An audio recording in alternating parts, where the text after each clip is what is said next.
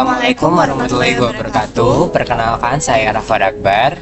Lagi Patricia, kami dari kelas proteksi radiasi praktikum 2E kelompok 2. Hari ini kami akan menjelaskan alat ukur radiasi direct dan indirect.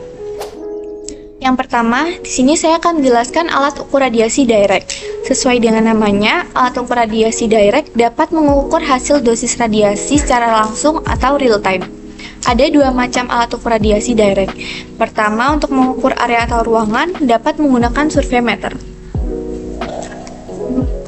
Di dalam surveimeter terdapat detektor isian gas sehingga terjadi proses ionisasi yang menyebabkan munculnya angka-angka sesuai dosis radiasi yang diterima oleh detektor.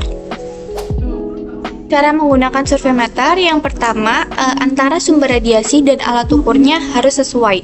Lalu yang kedua, memastikan range energinya. Yang ketiga, pastikan surveimeter sudah terkalibrasi. Seperti ini, sudah memiliki sertifikat kalibrasi.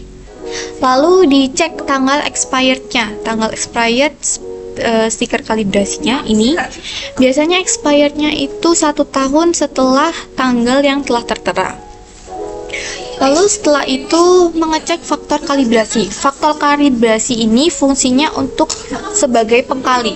Jadi bila ada angka yang muncul itu bukan nilai dosis sebenarnya, melainkan harus dikalikan dengan faktor kalibrasi terlebih dahulu. Jika sudah, selanjutnya menyalakan surveimeter, mengecek baterainya harus full. Lalu pastikan kita bisa mengoperasikan atau manual operating.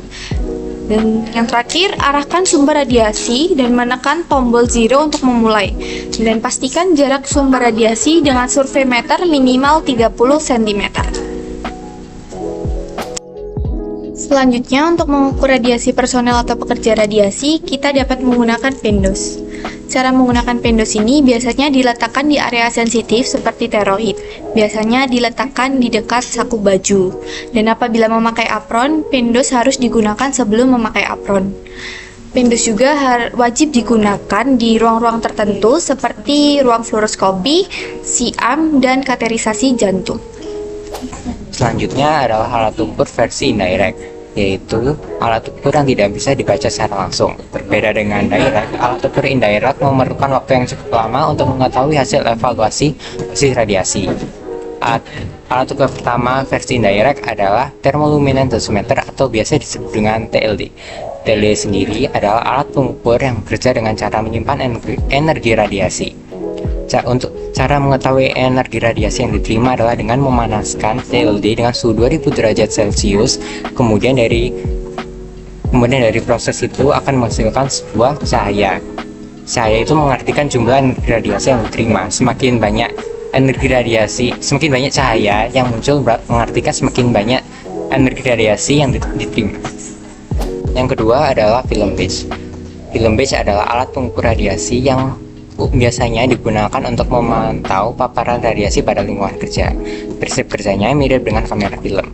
Film badge terdiri dari beberapa lapisan film fotografi yang sensitif terhadap radiasi.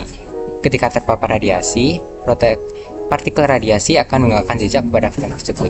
Cara kerjanya sangat mudah, yaitu ketika film badge terpapar oleh radiasi akan meninggalkan jejak radiasi yang kemudian akan bisa dikembangkan. Setelah periode pemaparan selesai, lapisan film badge dikembangkan seperti kertas film biasa dalam proses kimia fotografi. Jejak radiasi akan menghasilkan gambar yang dapat diamati, yang kemudian dapat dianalisis untuk menentukan dosis radiasi yang diterima oleh individu yang menggunakan film badge selama periode pemaparan. Lalu untuk cara menggunakan TLD dan film badge sama seperti cara menggunakan PENDOS, yaitu kita letakkan di dekat area sensitif di tubuh seperti tiroid. Namun biasanya para pekerja radiasi meletakkannya di saku baju.